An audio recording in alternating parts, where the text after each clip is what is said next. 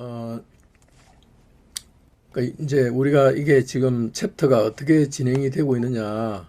사실은 아까 고수은 코치 처음에 나눔할 때, 발표할 때 이야기한 것처럼 이 책이 에카르트 톨레가 논리적으로 뭔가 이렇게 정리해서 설명을 하고 하는 것하고는 좀 거리가 있습니다. 그래서 그걸 우리가 전체 그림을 그리고 읽어야 이 책에서 말하는 메시지를 제대로 이해할 수 있지 않을까 하는 생각에서 정리를 해 본 거거든요.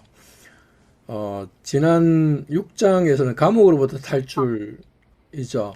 그러니까 에고의 그 구조가 이제 에고는 특별히 이제 동의로 하는 거, 그리고 이제 분리한다는 거. 동의라가 되면 분리가 일어나는 거죠. 그리고 이제 우리가 지금 많이 생각했던 배웠던 생각, 감정, 행동, 패턴, 역할, 비교, 욕망, 부족함, 내 몸, 이 전체가 다 에고의 어떤 구조에 해당된다. 그리고 이제 그 중에서 고통체가 가장 어떻게 보면은 에고를 강화하는 부분이 있죠. 그래서 그 고통체 어떤 상처죠, 상처 내지는 대대로 내려오는 DNA에 있는 그런 고통체까지 포함해서 거기로부터 이제 벗어나는 것이 사실은 우선은 탈출이 필요하다는 거. 다른 말로 고통체로부터 좀 뭐랄까 해결이 되는 것이 이제 지난 세션에서 다뤘던 내용이고, 이번 세션에서는 그 고통체 포함을 해서 모든 어떤 에고의 구조에서, 에고의 구조는 결국은 형상이죠, 형상. 형상의 꿈에서 깨어난다는 거. 우리가 이제 잠을 자다가 아침에 일어나서 깨어난 거, 그거는 의식의 깨어남이고, 그 다음에 여기서 말하는 형상의 꿈에서 깨어난다는 게 내 생각을 알아차릴 수 있는 상태. 아, 내가 이런 생각을 하고 있구나. 그리고 내가 지금 이런 감정을 느끼고 있네. 하는 것을 알아차리는 상태가 사실은 형상의 꿈에서 깨어난 상태입니다. 이제 그것이 이제 뭔가 확고부동하게, 이제, 깨달음을 얻은 상태가 어떻게 보면은 제대로 형상의 꿈에서 깨어난 상태다 하는 거죠. 그래서, 그거를 하기 위해서는 시간을 제거하는 것, 다른 말로 지금 이 순간에 온전히 존재할 수 있는 것, 그리고 공간에서도 마찬가지, 지금 이 순간, 여기에 온전히, 지금 이 순간 여기입니다, 여기. 그 훈련이 중요한 부분이지 않을까 하는 생각을 해봅니다. 그래서 나는 누구인가라는 이 챕터 제일 첫 번째 주제이죠. 우리가 이렇게 지금 코치로서 중요한 부분이죠. 나는 누구인가? 당신은 누구라고 생각하는가 하는 거죠. 그리고 이제 이 에가르 톨레는 나는 누구인가를 제대로 알게 되면 웬만한 어떤 자극에 반응하지 않는다 하는 거죠. 내가 만약에 반응을 하고 있다 그러면 아직 깨어남의 어떤 수준이 좀 부족하지 않느냐, 내지는 알아차림의 어떤 힘이 부족하지 않느냐, 뭐 개인적으로도 공감이 많이 되는 부분입니다. 나는 누구인가 깨닫는 것도 중요하지만 내가 흔들릴 때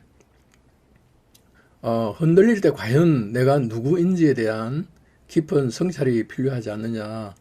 대부분 사랑하는 사람이 죽을 때, 심각한 질병에, 예를 들면 암이라든지 죽음의 그 어떤 질병을 걸렸을 때, 뭐 주가가 대폭락하거나, 뭐 주식을 안 가지고 있으면 상관없지만 주식을 많이 가지고 있는 사람은 폭락하게 되면, 그렇죠, 계약이 취소되거나 뭐 상대방이 나를 막 헐뜯거나 그럴 때 내 마음에서 그 반응이 일어나지 않는, 화가 나지 않는 고요한 상태가 되는지, 그걸 한번 이제 스스로 성찰해 보는 것이 필요하지 않느냐, 이렇게 이야기했고, 에고의 구조는 어떻게 보면 형상이라고 그러고, 그거는 작은 나라고 이렇게 합니다.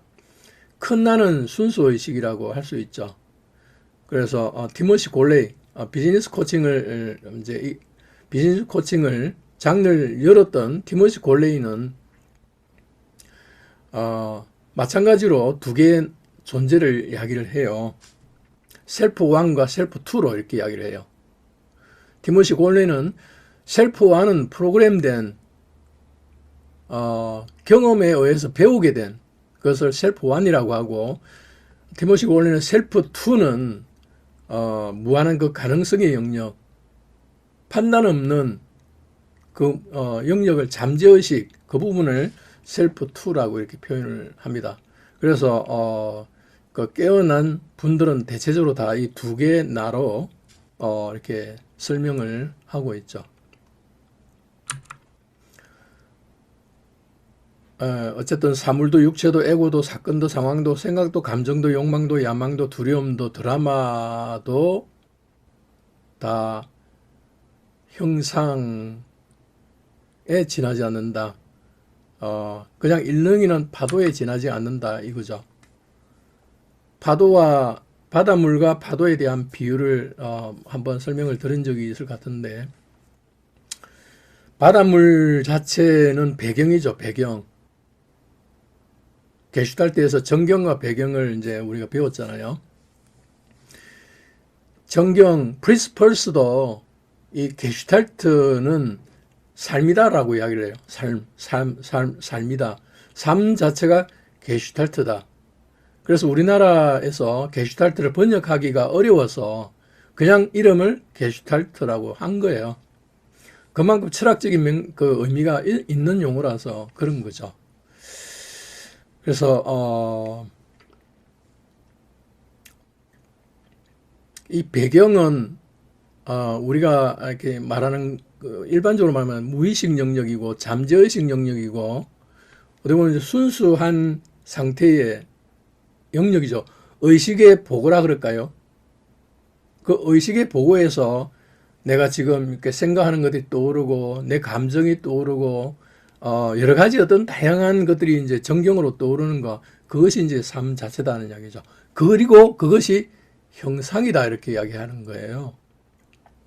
중요한 거는 그 형상에 빠져버리면, 파도에 빠져버리면, 내가 지금 화가 나 있구나, 알아차리지 못하고 화의 그 감정에 빠져 있는 상태가 되면 그거는 이제 깨어있지 못한 상태고, 그것이 이제 어떻게 보면은 하나의 어떤 에고 의식의 작동이 된 상태고, 꿈의 상태죠. 꿈을 꾸고 있는 거다.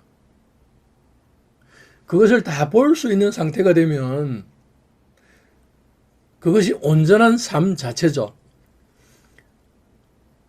화를 내고 미워하고 기뻐하고 모든 그 삶 자체는 결국은 배경에서 일어나는 하나의 파도이고, 파도와 바닷물 자체는 하나입니다. 하나의. 깨어있는 상태가 되면 모든 것은 온전하다. 내가 화를 내고 있는 것도 온전한 거예요. 그래서 그것을 자책하거나 스스로를 비난하거나 그럴 필요 없는 거죠. 깨어있을 때는 그냥 온전하기 때문에 그런가? 아마도 판단, 비난 없이 그냥 순응, 자연의 흐름에 따라서 흘러가듯이 하는 그런 거죠. 왜냐하면 그 자체가 온전한 삶에 해당되는 거니까요. 그래서 아마도 그런가, 아까 사례에서도 본 것이지만, 개인적으로는 네 가지 질문을 만든 바이런 케이티를 책을 읽고 나서 개인적으로 캐치프레이즈 형태로 가지고 있는 내용이 뭐냐면, 비는 내리고 있을 뿐이다. 비는 내리고 있을 뿐인데 그것을 우산을 파는 사장은 비가 내리니까 얼마나 좋을까요? 우산이 많이 팔리니까. 근데 양산, 해를 가리는 양산을 파는 사장은 비가 내리면 양산이 안 팔리니까 싫어하겠죠. 그래서 같은 현상을 보고 누구는 좋아하고 누구는 싫어하는 거, 이게 다 사실은 이제 반응이잖아요. 에고의 반응이죠. 그래서 소낙비는 비는 내리고 있을 뿐이다. 비는 내리고 있을 뿐이다. 그게 아마도 그런가 하는 그 고성의 선사들의 그런 자세죠. 요거는 지두 그리슈나무리티라는 인도의 현자가, 철학자이자 현자가 나는 무슨 일이 일어나도 걱정하지 않는다 하는 것이 자신의 비밀이다. 론다번의 위대한 시크릿에서도 이런 이야기들이 나옵니다. 유일한 영적인 수행은 의식으로부터 시간을 제거하는 것은 에고를 제거하는 것이다. 유일한 영적 수행. 그래서 절에서 나는 10년 후에 깨어나리라. 내지는 나는 5년 후에 깨어나리라 해서 그냥 독거 뭐랄까 굴에 가서 아니면 뭐 절에서 하는 그런 수행은 오히려 깨어나는 데 방해가 될 수도 있다. 에가르 톨레는 이렇게 주장해요. 그래서 제일 좋은 수련은 삶 속에서, 그리고 지금 이 순간 내가 어떤 상태인지를 늘 알아차리면 할 수 있는 것이 진정한 시간을 제거하는 수행이다, 이렇게 이야기를 해요. 그래서 우리가 지금 하고 있는 것이 보이는 것, 들리는 것, 내가 무엇을 보고 있는가, 지금 이 순간 온전히 보고 있으면 와, 하늘이 참 파랗네 하는 상태가 되어 있으면 그 시간이 제거된 상태죠. 들리는 것, 온전히 주변에서 들리는 것을 들을 수 있는 상태, 몸의 느낌, 몸의 알아차림, 그리고 이제 감정과 느낌, 마음이죠. 그리고 생각, 이런 것을 있는 그대로 지금 이 순간 알아차림이 일어나면 그 상태가 시간이 제거된 상태고 현존 상태다, 이렇게 보는 거죠. 이 훈련이 오히려 제대로 된 깨어난 훈련이다, 이렇게 보는 거예요.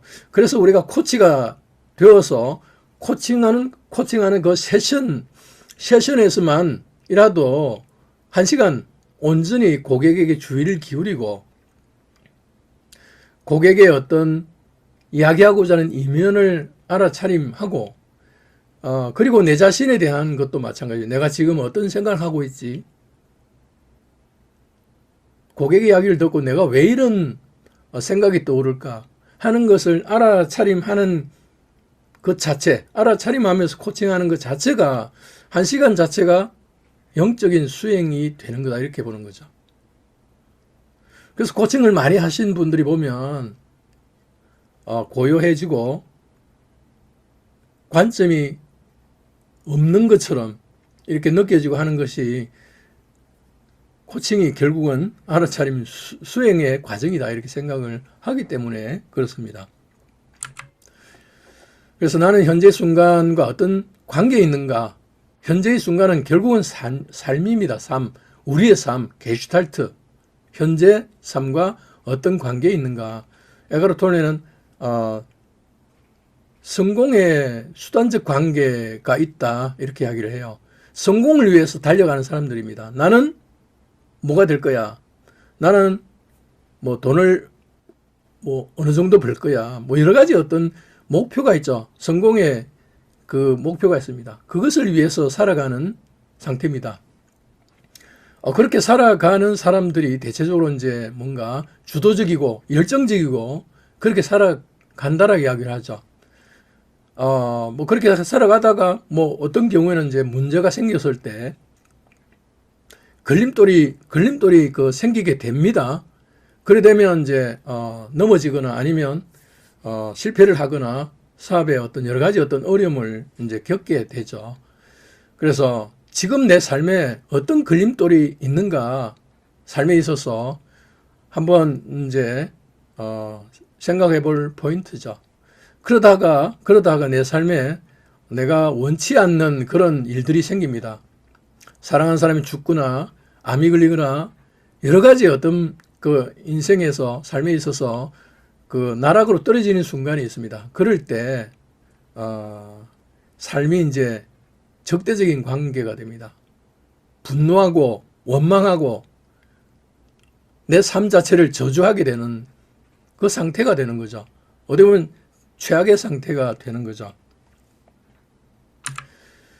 여기에서 시간을 제거하는 거, 현존 상태, 최악의 상태에서 사실은 깨어날 수 있는 가능성이 커집니다. 왜냐하면 에고가 상당히 약해진 상태니까.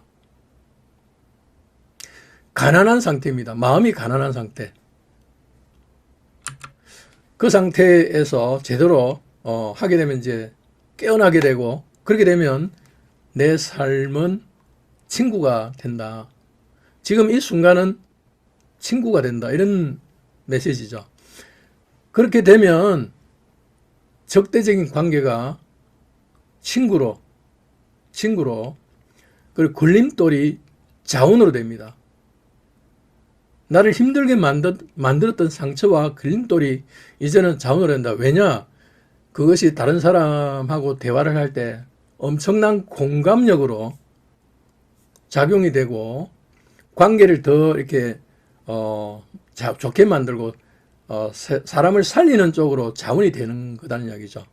그리고 지금 이 순간이 성공이라는 거, 지금 이 순간이 행복이고, 지금 이 순간이 충만하고, 지금 이 순간이 감사하다. 이렇게 바뀌는 거예요.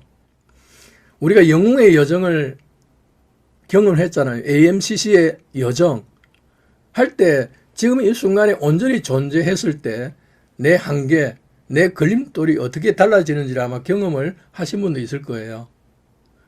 그것이 에가르트 톨레가 말하는 친구 관계인가, 성공적인 수단적인 관계인가, 걸림돌의 관계인가, 적대적인 관계인가, 스스로 한번 이렇게 질문을 해보면서 성찰해보면서 이제 깨어나는 것이 필요하지 않느냐 이렇게 주장하고 있고요.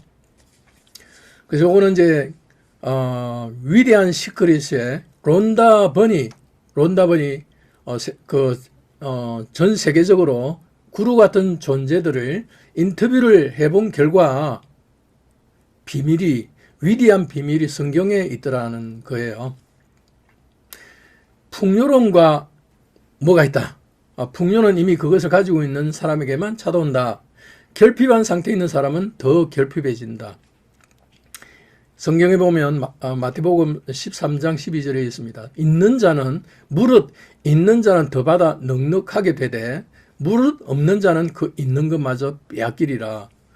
개인적으로 상당히 이 성경을 이렇게 처음 이렇게 접했을 때와 깨어나기 전에 접했을 때는 도대체가 이 말이 이해가 안 됐어요.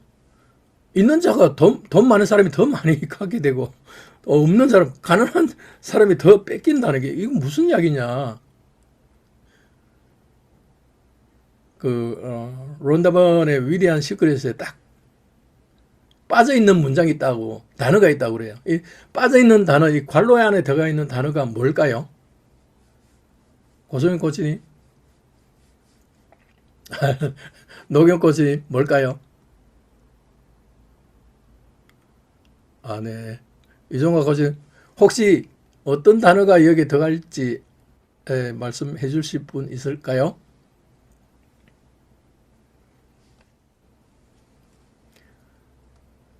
무릇 감사함이 있는 자는 더 받아 넉넉하게 되되 무릇 감사함이 없는 자는 그 있는 것마저 빼앗기리라. 그래서 성경에도 범사에 감사하라. 어떤 일이 일어나도 감사하라. 최근에 감사일기, 감사의 문화가 많이 만들어지고 있잖아요. 그만큼 우리 인류가 이렇게 좀 이렇게 의식이 이렇게 진화보다는 변혁이 되고 있는 부분이 일어나고 있다 생각해요. 무릇 풍요가 있는 자는 더 받아 넉넉하게 되되 무릇 풍요가 없는 자는 그 있는 것마저 빼앗기리라 하는 이 성경의 구절이 참 어떻게 보면은 깨어나는데 중요한 메시지다. 그래서 늘 감사하라. 쉬지 말고 범사에 감사라 하는 것이 참 중요한 메시지이지 않을까 생각을 해봅니다. 형상의 한계로부터 어떻게 보면 벗어난 사람들, 깨어난 사람들이 현자들이 많이 이제 있죠. 최근에 많이 있습니다. 사실은 이분만큼 형상의 한계에서 벗어나서 인류에게 정말 강력한 메시지를 준 사람은 참 없지 않을까 생각을 해봅니다. 스티븐 호킹이 이거 우리가 봤을 때는 최악의 상태이라고 생각하지만 이분은 더 이상 바랄 것이 없다 라고 하는 거죠. 그래서 불교에서 붓다, 부처를 인간이 아니다. 자기 부정이죠. 에고의 부정입니다. 에고 부정. 에고 관념으로부터, 형상으로부터 깨어난 사람을 부처라고 그래요. 그래서 불교에서는 그 불성은 우리 내면에 있다. 순수한 의식, 무한한 우주와 연결되어 있는 우리 자체가 우주니까 에고를 벗어나면, 한계를 벗어나면 우리 자체가 우주입니다. 그 상태가 불성에 있는 상태라고 이렇게 이야기를 하고 있고요. 기독교에서도 예수님도 누구든지 나를 따라오려거든 자기를 부인하고 에고를 부인하고 자기 십자가를 지고 나를 따르라. 에고를 죽이고 에고를 죽이면서 따르라 하는 이야기예요. 똑같은 이야기입니다, 사실은.